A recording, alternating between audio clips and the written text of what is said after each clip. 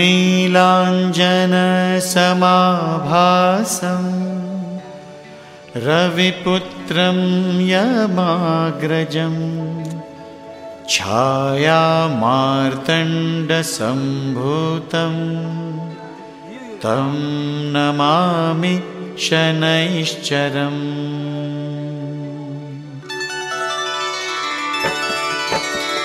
नीलाञ्जनसमाभासं रविपुत्रं यमाग्रजं छायामार्तण्डसम्भूतं तं नमामि शनैश्चरम्।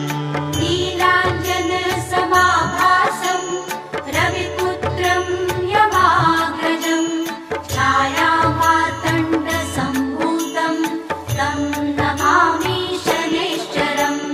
नीलाञ्जनसमाभासं रविपुत्रं यमाग्रजं छायामार्तण्डसम्भूतं तं नमामि शनैश्चरम्। नीलाञ्जनसमाभासं रविपुत्रं यमाग्रजं छायामार्तण्डसम्भूतं तं नमामि शनैश्चरम्।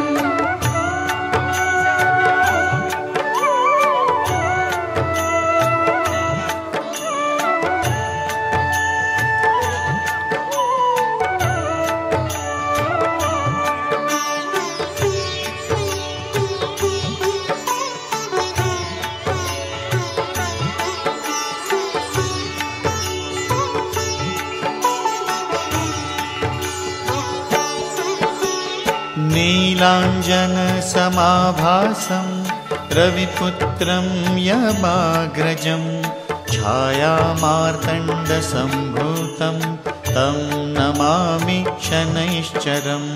नीलाञ्जनसमाभासं रविपुत्रं यमाग्रजं छायामार्तण्डसम्भूतं तं नमामि शनैश्चरम्। नीलाञ्जनसमाभासं रविपुत्रं यमाग्रजं छायामार्तण्डसम्भूतं तं नमामि शनैश्चरम्।